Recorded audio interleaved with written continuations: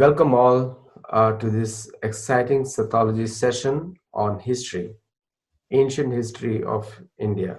Today we have a very, very special guest who has put her entire life in working to preserve these ancient heritage sites. And you have seen her in two videos of last. One was Campiglia and another one was just the basics of what she's been doing.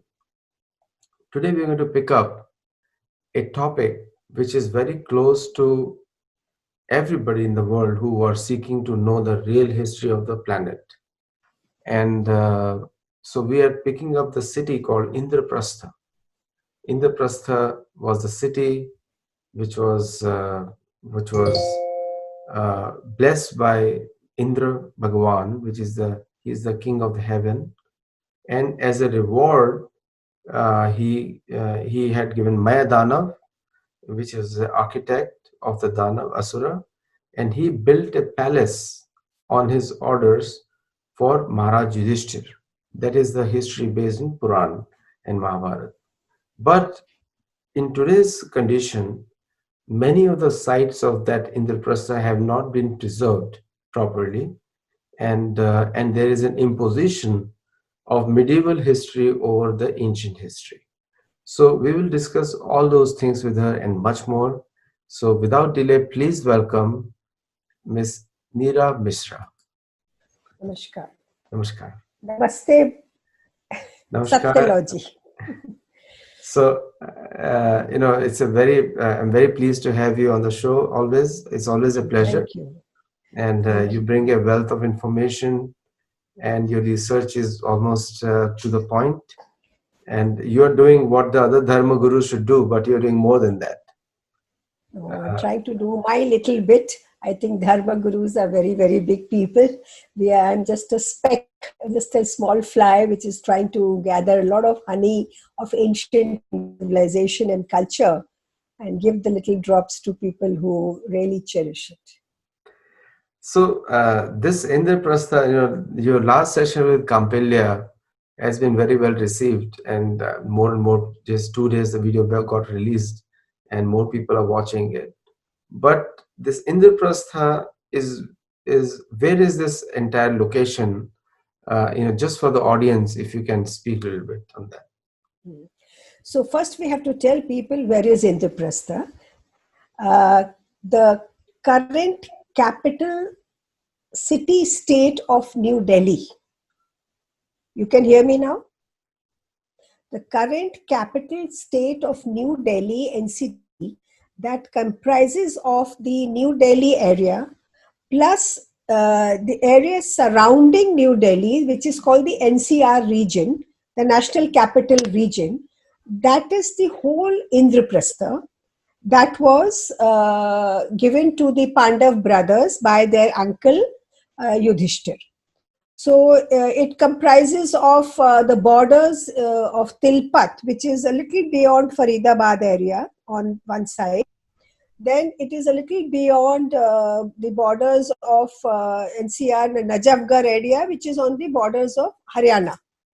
Then on the borders of UP and Ghaziabad. So all those areas comprised the Indraprastha of that time.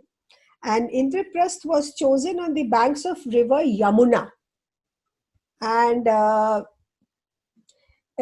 Prastha word means basically a plateau. So this was more of a hilly area, and there was this plateau where the river flowed below it. So Indra had, as you rightly said, Indra has blessed it. So Sri Krishna, after they completed the city, called it Indraprastha. That means the city of Indra built on the plateau area on the banks of the Yamuna river. Very well explained.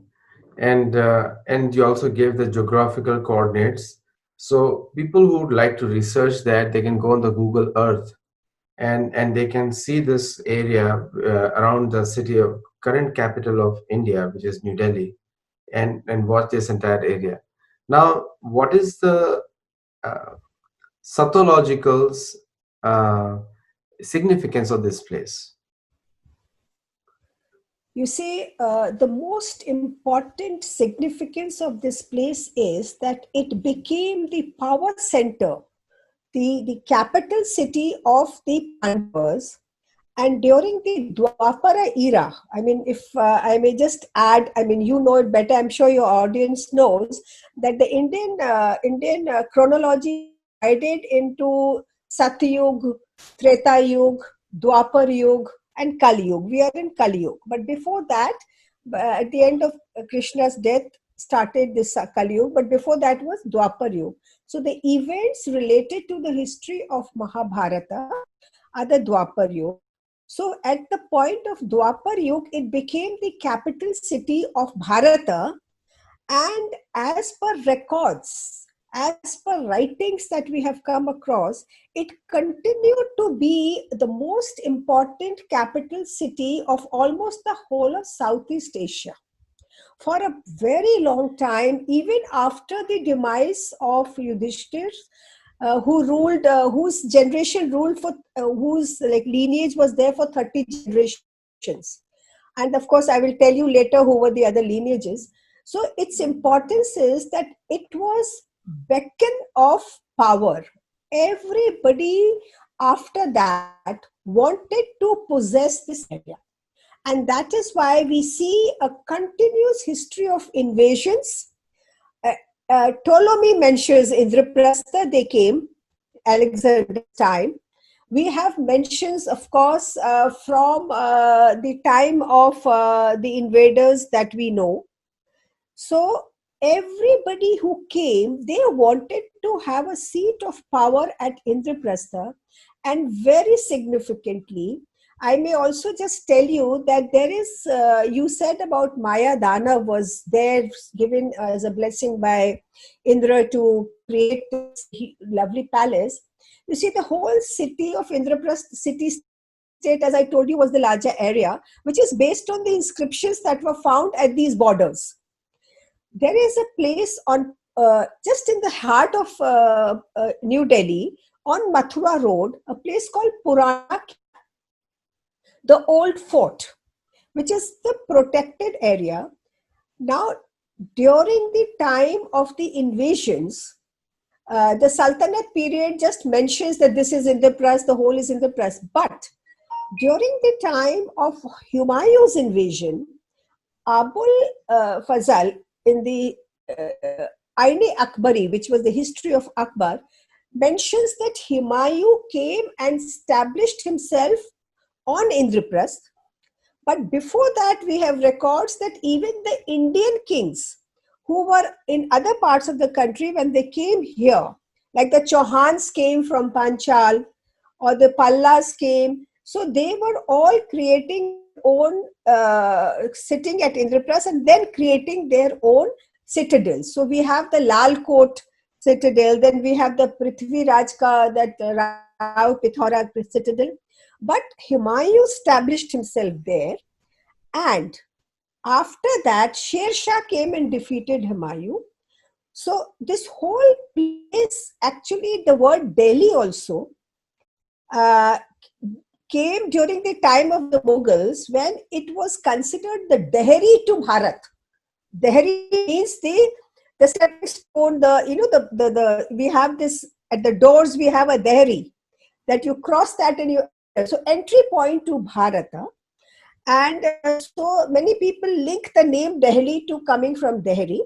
So its importance is because it has been a political power center for from the time the Pandavas made it their capital until today. Anybody who is now thinking of Asia or Southeast Asia is considering Delhi as the focal, because Delhi remained the power center even for the Britishers No, when they were ruling other areas around.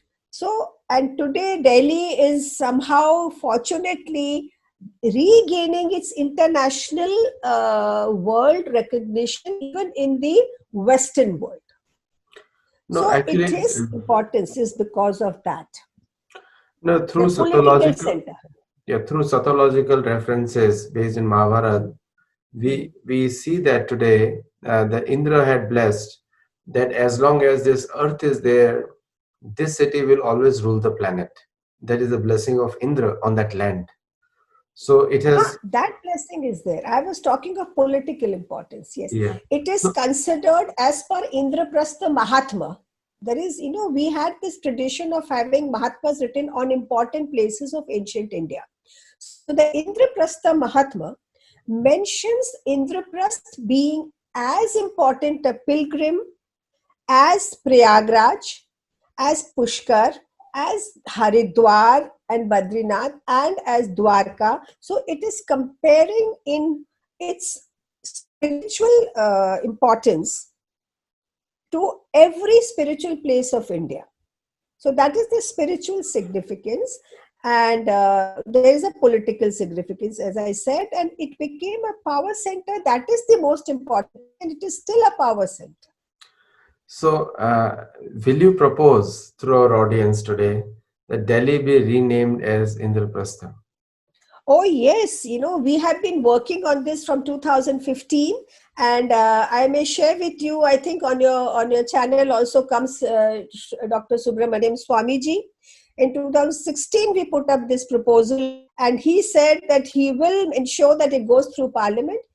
It is important that we recognize the value of the capital city of Indraprastha. And by renaming Delhi, if we can rename Allahabad, then we can rename so many other places. You see, Delhi developed as a nickname.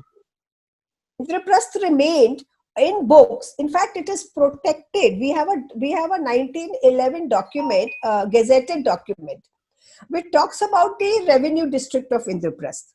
So it has always been known as Indraprastha. But somehow, due to colloquial language being used, Delhi became more popular. And of course, we would want your channel support, we want everybody's support to make sure. In fact, we have proposed an Indraprastha Development Board on the lines of Kurukshetra Development Board. An interesting point to note here is Kurukshetra was just a battlefield. It was not a city per se. Kurukshetra means that open agriculture area. So Kurukshetra, after the Kurukshetra Development Board, became a hub of cultural activities as well as revival of the ancient cultural heritage. Likewise, if we do Indraprastha Development Board, we will be able to bring about the development of the important linkages that are still there, like there is the place where the Havan happened, the Yagya happened by Yudhishthir, the Rajaswa Yag at the Rajghat area. Then we have Shaktipeeth Mandir. Shaktipeeth Mandir is Yog Maya Mandir, which is during the time of Mahabharata. Yog Maya was linked to Krishna's sister. I mean, she was considered Krishna's sister. Then we have a Kunti temple right inside Purana Kila. Then we have many, ancient temples. In fact, inside Purana Kila is a Kilai Kona. And it is right on the Ishan Kosh, because in our tradition, Sanatan tradition, the puja place is always in the east part. So there is this place where they have converted it into a masjid type of, a prayer point. It was the point of our temple, because we still find Hindu motifs on those pillars. No, actually, the entire history of Indraprastha, we'll call it Indraprastha for this entire program. The entire history of Indraprastha is filled with the Vedic symbols, and the world has recognized it. But unfortunately, the invaders' history is being promoted by vested interests to for they are insecure to protect their identity, because their identity of invaders is not considered good in any land, whether it's India or America or anywhere else. So there is a revival of the movement of debunking mythology everywhere, which was imposed by the church and the mosque. Both of them have destroyed native cultures everywhere in the world, not just India. It's a the It's entire a worldwide phenomenon. It's it's a a worldwide worldwide. phenomenon, not just India. It's a global phenomenon. Yeah. The invaders history, the historical accounts of invaders is known as mythology, and the account of the natives who were invaded is Sattology, because they were the natives of the land also in one way. So my No, but next go just ahead, one please. thing on this, I'd like to clarify one thing, which I have understood through my studies of their writings and our writings. They have the sense of showing, because of the inferiority complex, they have a sense of showing their subjugation over a particular culture. So in Humiliation, they order want to to humiliate show the that, others. Yeah. yes, in order to show that, in fact, they have written some detailed accounts of the temples they conquered, of the statues they destroyed, of the number of people they converted. It was so, lot of the material that we get information about, because our books were burnt. You see, most of our books were burnt. We all know the case of Nalanda, but even other books were burnt. Even, in fact, my family had run around from here to there saving books. So it is a history, their history is a history of subjugation, and they want to highlight that. So they have written documentary evidences of what how many temples and how many people were destroyed. That is there. So it's not all mythology. They wanted to show their superiority. No, And now that we are in a position, now that the world is recognizing that you cannot control any civilization by force. see, the news that they manufactured, the history that they manufactured is called mythology. Yeah, and yeah, yeah. and and they see the problem with them is that they are very insecure people. They know that they have occupied somebody else's land and somebody else's history. And the first thing, I call them faith-based colonialists. So faith-based colonialists, the first thing that they do is to destroy the identity of the natives. So, like the church destroyed the identity of the entire Native Americans, North and South. They brought diseases, purposely, they brought diseases like smallpox, bubonic plague. They all came from Europe, in North America and South America. They wiped out between 100 to 200 million people. This is what the church did from Vatican. In India, the same thing was done right from Parsik. Parsik is the name of the Zoroastrian land. It's mentioned in Mahabharata, Parsik. Yes, So yes, yes. which covered Iraq, Iran, Syria, They were Armenia, all part of the same Uzbekistan. culture, you see. They were part of the same culture. So, and Zoroastrianism has its roots in Vedic culture, very direct Yes, that's roots. right. Yeah, Ahur they Mazda, were. Ahur Mazda is the Asura's manual, Maya Yes, Danav's yes, manual. So, which yes, is Zoroastrian came from there, and which is very well documented by the kings of Parsik. I don't call them Persia, yes, Parsik. yes, yes. Now, the same thing has been done in Indraprastha, where the Hmm. conquerors or the invaders, they are still there. It's not that they have left. The mindset See, is we still have, there. yeah, we are here. What we are experiencing is something called in Delhi, what we are experiencing. In Indraprastha, what we are experiencing is called, I would term it monument jihad. The monument jihad is the idea is to see after 47, when Maulana Azad became the first minister of education, and culture was under education at that time, he somehow gave full focus of archaeological survey of India, which is under Ministry of Culture, to give funds to revive all the masjids and all the Muslim places. This has continued since then, and there was strong resistance to revival even of the Somnath temple. And if you read the Munshi diary, which is there on the net, you can read the Munshi letter. He narrates how they were prevented, but they stuck to it, and they finally made the temple, the revived the Somnath temple. But after that, somehow, after the death of Munshi and Patel and Gadgil, who were the three people who did that, there has been no revival of anything. And Delhi being the focal point where everybody comes, they have done the whole Delhi. If you will see, it's only Muslim monuments, Muslim monuments, Muslim monuments, known and unknown. There are, in every corner you will see they are there and they are lighted up, but none of the ancient temples are given recognition. Different places. I So, just want to give you one little data on Indraprastha's history, which will give you an idea that how much history is there and where it has gone. After Yudhishthir, who ruled, who 30 generations ruled, then there was these Gautama's 14 generation, 500 years they ruled, then 500 years. I have a total that from Yudhishthir to Yashpala, that is the people who were there, the last people, and the Chauhans, there was a rule of 4,154 years, 9 months and 14 days, and it covered 124 rulers. Now, where are the history of that 124 rulers of 4,000 years, which is documented that they had ruled India? The last Hindu king who crowned himself as king of India, of Bharata, at Purana Kila was Hemu Chand, who crowned himself king at Purana Kila. He defeated the army of Akbar, because remember they had taken their capital to Agra.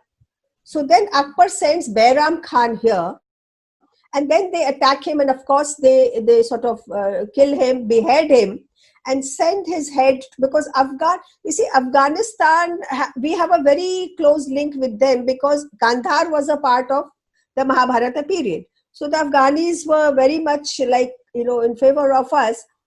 And so they sent it to, an Afghan was siding Hemuchand. They sent his head there and they cut his body into pieces and put it in the walls of Purana Kila.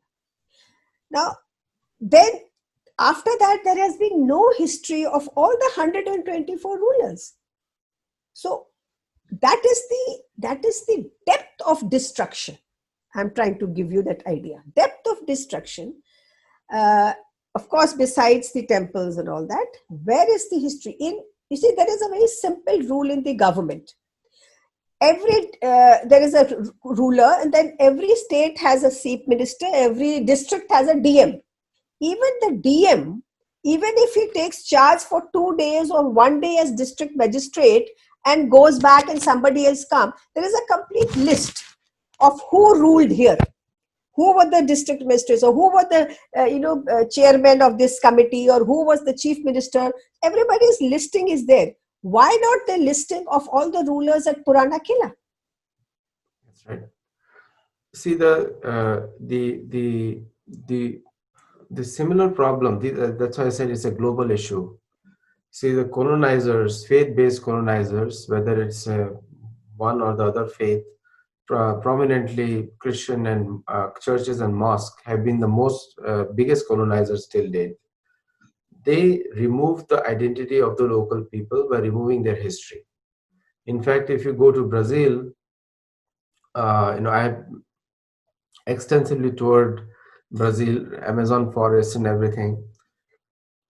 Other than the small forests in the middle of Amazon forest in small places, the entire history shows only their Portuguese kings as their history and rulers.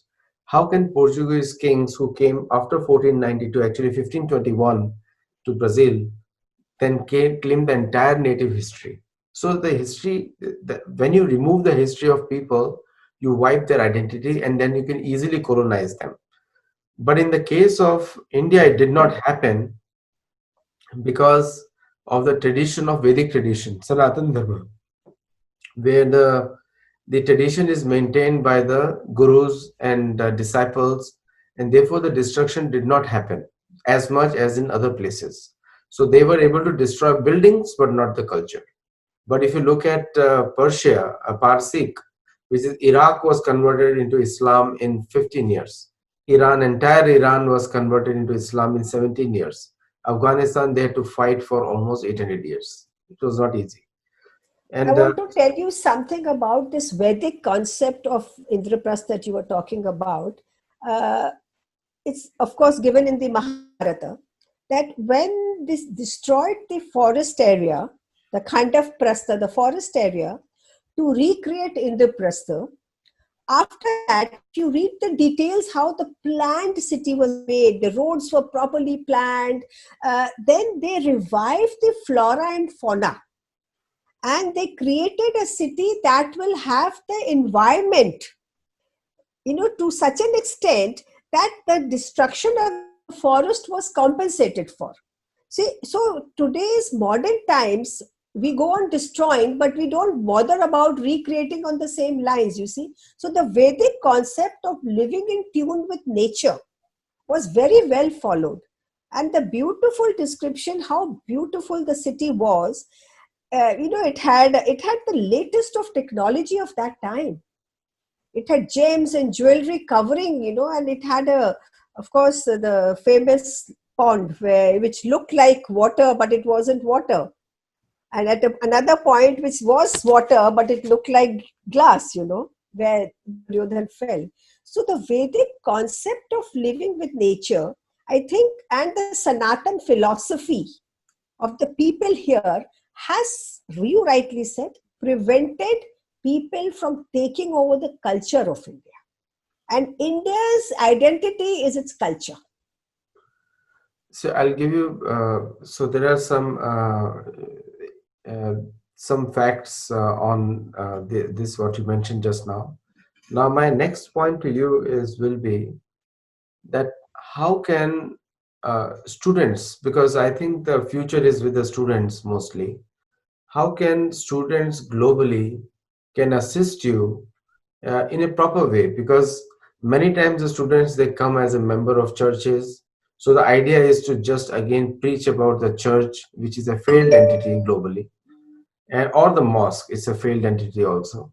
So they come to preach about their own culture in a foreign land. Ideally the mosque should not go out of Saudi Arabia, because that is the only place they belong. And similarly, the church should be staying in the Vatican or some other areas where they claim. Not even they should not be even going to South America and North America. The people are fed up of them. But for the Indians to reclaim their history, see, when the world over, like in Brazil, now the government of Brazil is now putting emphasis on the native Brazilian culture more than the Portuguese history they were taught. And the President Bolsonaro has done a tremendous job there. Mexican government is started now debunking the Juan Diego story, which was used to colonize them. Now, what can Indian government do? Because see, outsiders can come to support, but it's the local people have to do more than the outsiders. What is the local people doing to preserve that? See, local people, to be very honest, it is already, I think, in the last 15, 20 years only that a very focused attempt has been made. I think the advent of the social media was very instrumental in this, that people who were so deeply involved in, who were worried about the loss of our heritage and history, started propagating. So far, the academic people were only confined to their own colleges and etc. And they were writing for the sake of getting brownie points, that I will get a promotion or I will get some sort of a higher salary scale or something. But in the last, say, about 15, 20 years, some people like me, I'm not the only one, some people like us have come forward. And I see this in the last 5 years very actively, that we have started documenting small videos, propagating them. I, in fact, get every year students as interns. All my programs, every year I do a festival on ancient topic, and I get students who help me, assist me in going through the whole program, right from designing to implementing to getting the whole thing documented and then propagating. So I think today's generation needs to be associated with organizations like us as interns, so that they can help us to see. We, as you know, NGOs do not have funds per se. They are dependent on donations and grants from the government. So when these students come to intern, I think they will be able to not only understand the culture themselves, so that they are able to grow up with that culture, they can propagate because students mix more with others. They go and they have a friend circle, they have a Facebook circle, they have a different types of people they meet, and it is important for people to get in tuned in a younger age. Because if you become, see, our problem is this today, I'm sorry to say that even our IAS officers are not aware of the history of our, because they have learned the colonial history. So today's generation, it's very important that we educate them in the correct, the truth about our ancient history, so that they will not only grow up knowing it, but they will also propagate it That's and right. live a life. You see, live that life. If you live that life of Sanatan, obviously you are propagating it.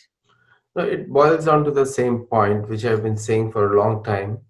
Many people have spoken about it, that unless the local people, they have the knowledge of their scriptures and also a deep understanding with a spiritual personal sadhana, they won't be able to connect with the local history also, because Bharat is a land of history, very ancient history. Is probably the history is the oldest on the planet, but the people have no faith on it. See, let me tell you one very important fact that we have to see that into the perspective. In ancient times, knowledge was priority, and knowledge was patronized by the rulers. People did not have to pay for the knowledge, number one. And everybody got same knowledge, same type of education, depending on their capability, how they advanced and learned and used it. Today, the problem is this: in today's society, history, ancient knowledge, all this, it is not a paying job. They will not get any career out of it, except maybe they might become some professor or some teacher, but there is no career in it. You see, that is the problem. If there is no career, that means what we should do is that in order to promote our history and culture, one thing is that through the education ministry, HRD ministry, it should be made compulsory from class 6 onwards, that everybody should be taught the history. After that, there should be more jobs through cultural tourism promotion. There should be more jobs for promoting languages of ancient India. Because unless that is there, they do not get into it, because they say, what will we get? We have to make a career today, because nothing is patronized. So where will the funding come from for their education? If they spend all so much money on education, they have to earn back for their livelihood. They can't do it. So the patronage of knowledge is gone. That is the main cause. But also the career opportunities in heritage and history should come back.